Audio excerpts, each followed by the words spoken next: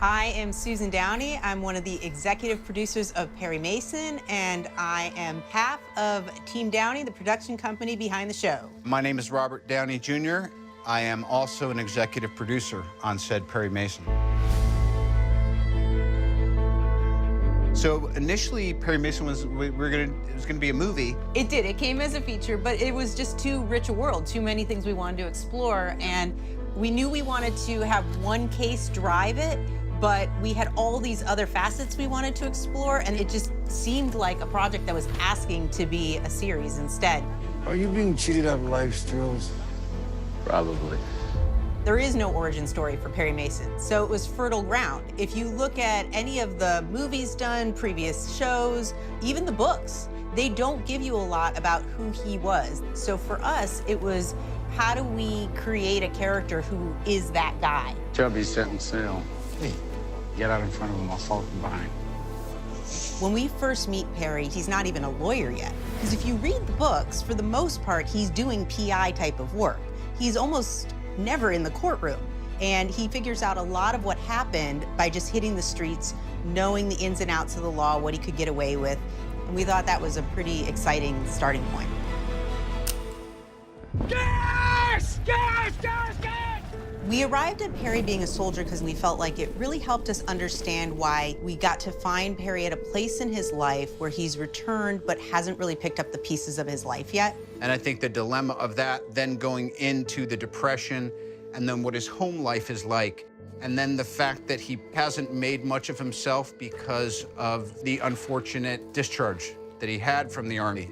In World War I, people just had no idea what they were in for. It was a much more naive generation. So I love that Perry has a little bit of that naivete, and he's paid for it dearly. While we don't go all the way through anything that he faced, we know by the character that we met how much it damaged him. And you need me why, Evie? Because some friend of his is in trouble, the police are involved, and you're good at your job. And then the case of a lifetime comes to him through EB. At first, he's not sure he wants to take on something so heavy, but when he sees someone innocent like Emily, who made choices that weren't smart at the time, he is driven to clear her name, I think in a way that his name wasn't cleared for him in the past. We want Perry to be a bit of a trauma case because when he sees it repeating itself in these events that are going on around him, there's part of him that says, that's a war I couldn't win, this is a war I have to fight. My name is Perry Mason. I represent Emily Dodson. What's exciting to see, and Matthew plays it so well, is that when Perry first becomes a lawyer, it is a total disaster. Would you look a minute, Mr. Mason?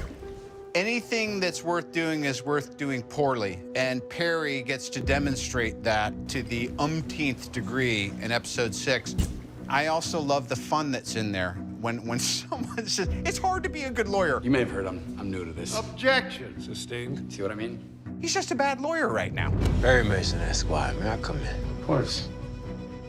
And it's a total roller coaster ride because even if he's doing the right thing in court, people aren't playing by the same set of rules that he's playing by. That's not exactly legal. No, Mr. Mason, it's not, but it is something I can live with.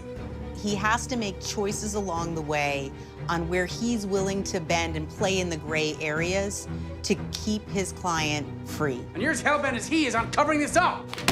What you doing when speaking to me, Mr. Mason? It's gonna get way more chaotic before it finds any version of what someone might consider a conclusion.